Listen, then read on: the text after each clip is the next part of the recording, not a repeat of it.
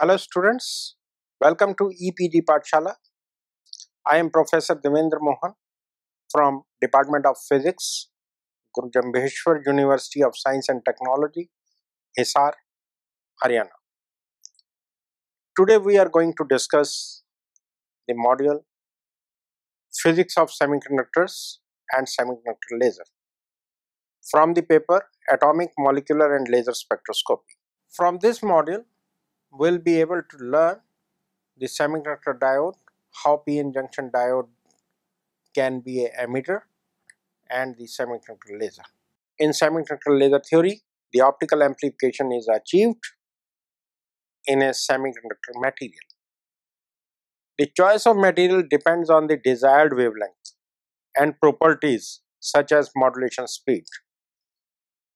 It may be a bulk semiconductor, but more often a quantum heterostructure. For creating the population inversion, pumping may be done by electrically or optically. Light is generated in a semiconductor laser by radiative recombination of electrons and holes. In order to generate laser, different models are assessed wherein many particles interactions are considered that otherwise in simple models are neglected. In free carrier model, carrier plasma is simply seen as a reservoir that relaxes the carrier distribution.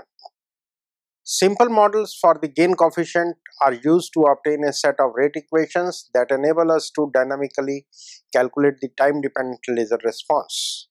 The semiconductor materials can be broadly classified into two categories, namely direct bandgap materials and indirect bandgap materials. A general picture of the same can be visualized as in the figure.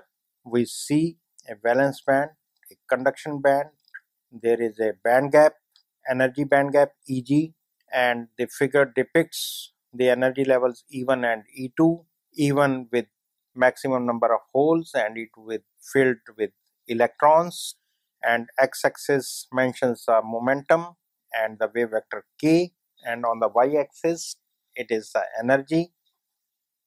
When electron makes a transition downwards from conduction band to valence band and recombines with hole, a photon is emitted with corresponding energy difference of E2 minus E1, so that HF minus E2 minus E1 is equal to Eg. However, in case of indirect band gap, the lowest energy conduction band electrons have a non-zero momentum. Thus, radiative recombination in this case requires momentum transfer due to photon participation.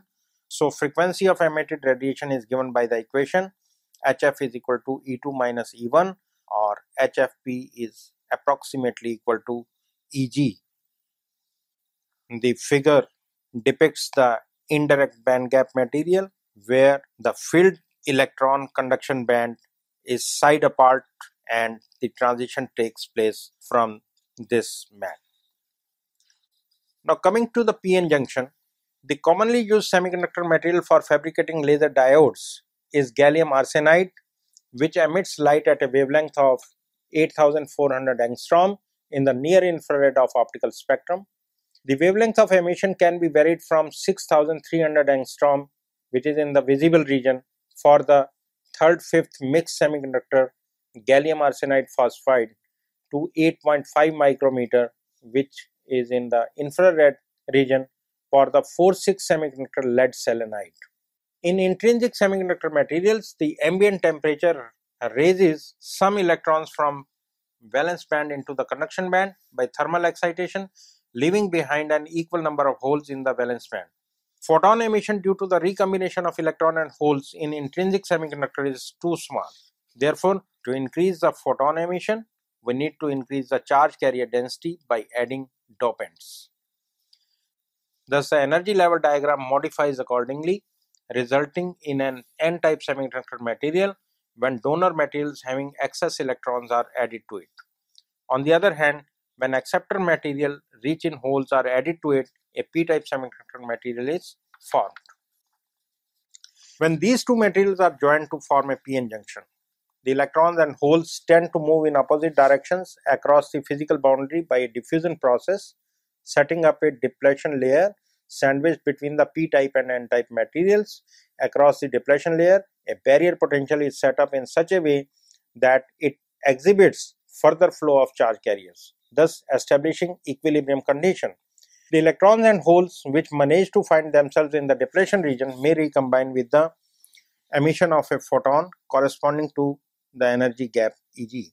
In normal p-n junction in electronic devices, these photons never see the light of day since their numbers are small and efficiency of the production is small in silicon and germanium materials typically used in electronic devices.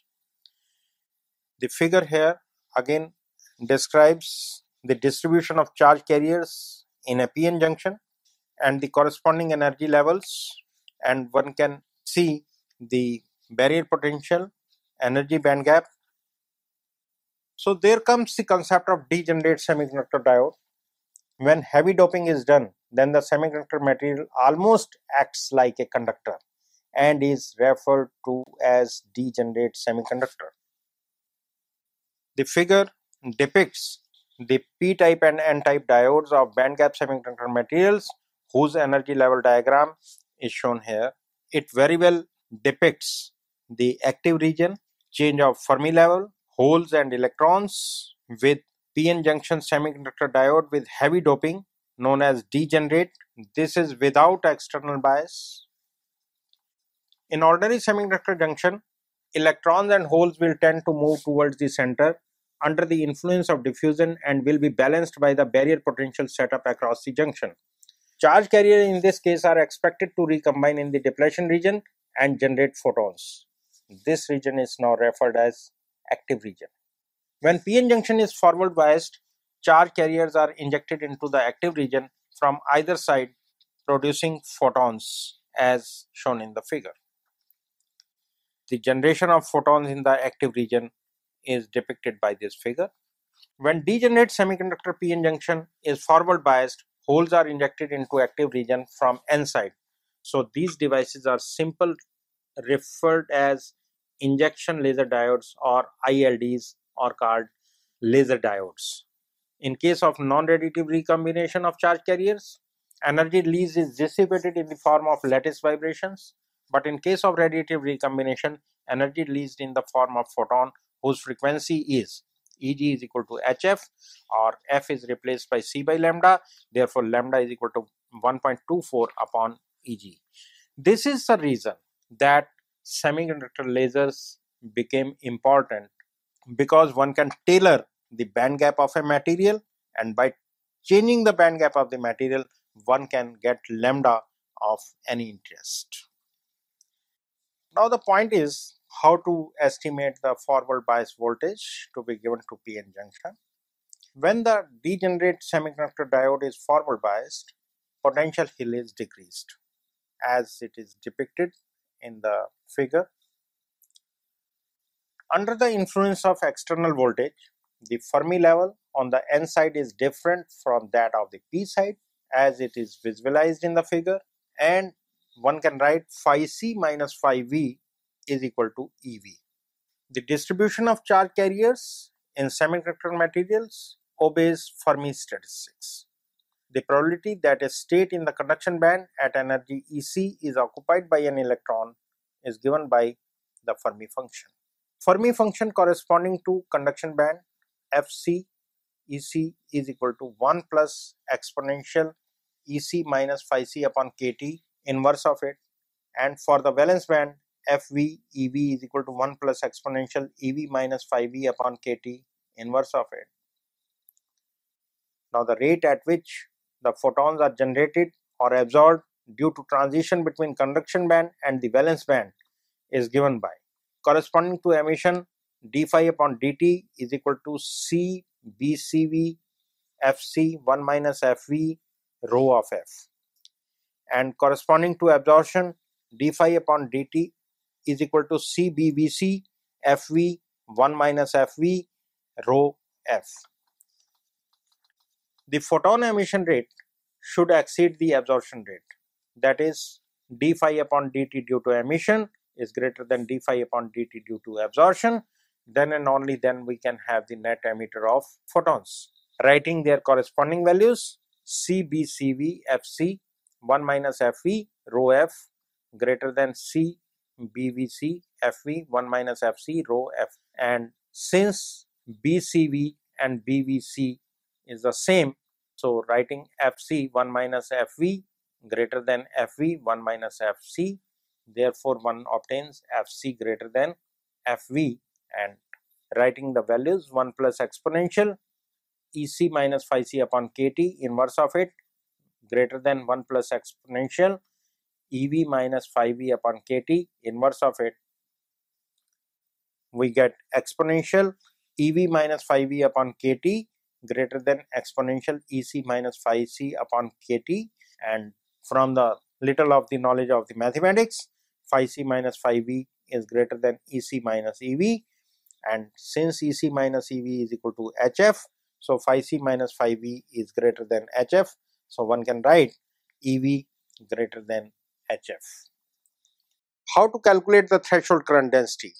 The photons that are generated in the active region lack direction because of spontaneous emission, and to impart direction to the emitted light and therefore to achieve laser output rather than the just light emission, it is necessary to provide a semiconductor junction in the vicinity of the active region.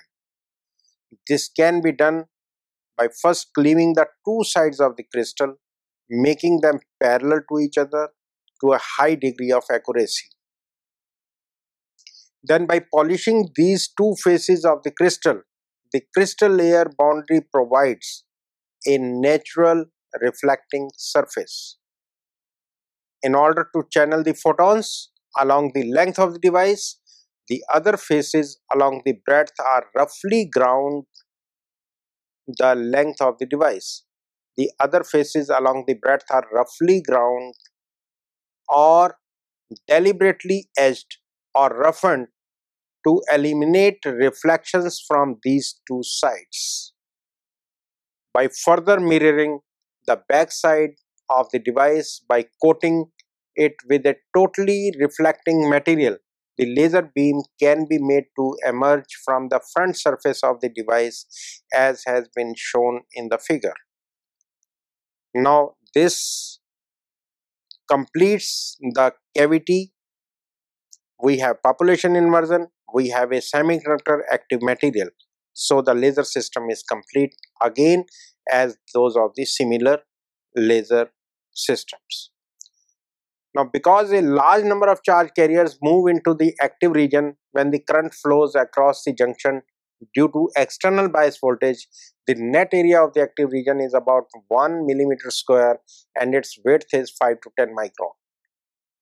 These junction diode lasers are more efficient than the conventional lasers because almost every whole electron pair injected into the active region generates a useful photon. However, part of electrical energy is lost in the form of heat across the electrical resistance internal and external to the diode. But not all generated photons will contribute to the laser radiation emerging from the junction.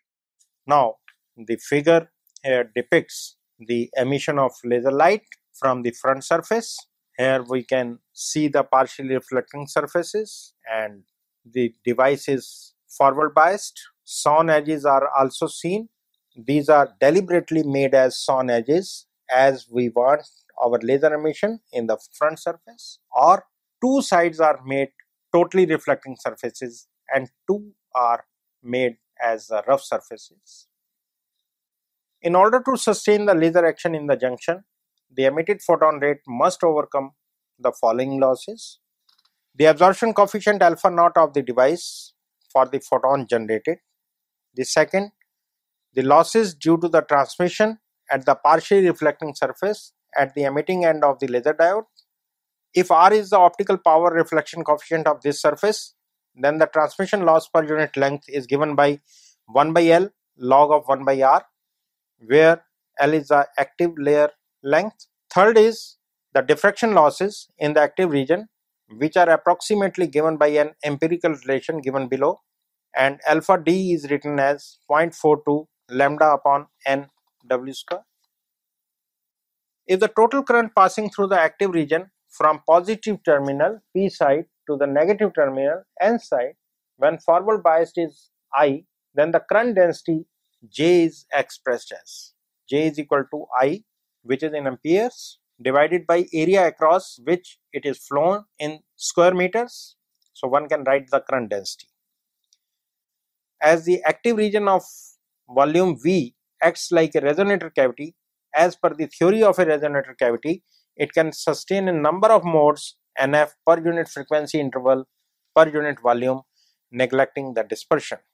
Nf is equal to 8 pi eta cube upon lambda square c. Thus, rate of spontaneous emission per mode is alpha is equal to j n eta upon E W delta f Nf, j eta upon E W delta f into lambda square c upon 8 pi eta cube, where we have replaced the value of Nf. Hence, gain beta per unit length of the active medium is beta is equal to eta alpha upon c is equal to j eta lambda square upon 8 pi EW delta f n square. The point at which the gain in the medium is able to overcome the net loss in the medium is usually referred to as the threshold condition, which is represented in terms of the current density as J threshold. Now, J threshold lambda square upon 8 pi eta EW delta f is equal to alpha naught plus alpha t plus alpha due to diffraction, where we have added all types of losses which we discussed above. The first one was alpha naught corresponding to the absorption coefficient of the device, and the second was losses due to transmission, and the third was the diffraction losses in the active region. So, alpha naught plus alpha t plus alpha diffraction. If the two ends of the optical resonator cavity on the either side of the active region have reflection coefficients R1 and R2, then the transmission losses through them is given by the equation alpha t is equal to 1 by L log of 1 by R1 R2, and one can write down J threshold is equal to 8 pi eta EW delta f upon lambda square into alpha naught plus replacing alpha t plus alpha diffraction. If one end is mirrored with 100% reflecting material, although it is not 100%, but ideally taking the value for R1 is equal to 1 and R2 is equal to R, then alpha t is equal to 1 by L log of 1 by R. And since the partially reflecting side of the optical cavity is nothing but the semiconductor air interface, the reflection coefficient can be calculated from the relation R is equal to epsilon r under the root plus 1 divided by epsilon r minus 1, where epsilon r is the ratio of the relative permittivity of the semiconductor material to the permittivity of the free space. Now, in order to understand all the concept, let us go for one assignment, which is to calculate the band gap energy for a gallium arsenide semiconductor material emitting at 0.87 micrometer and computing the minimum voltage that has to be applied across the junction in order to create a condition for net emission of photons from it. For a semiconductor device, we can write down Eg is equal to h nu is equal to 6.6 into 10 to the power minus 34 joule second. This is the value for h, and nu c upon lambda. C is the velocity of light and written as 3 into 10 to the power 8 meter per second, and lambda we have been given 0.87 micrometer. So, writing 0.87 into 10 to the power minus 6 meter, the value comes out to be 2.28 into 10 to the power minus 20 joule. And for the junction to act like a net emitter of photons, V has to be greater than equal to h nu upon E, which is equal to 2.28 into 10 to the power minus 20, the value which we have calculated above, divided by E electronic charge is 1.6 into 10 to the power minus 19 coulomb, and the answer comes out to be 0.142 electron volt.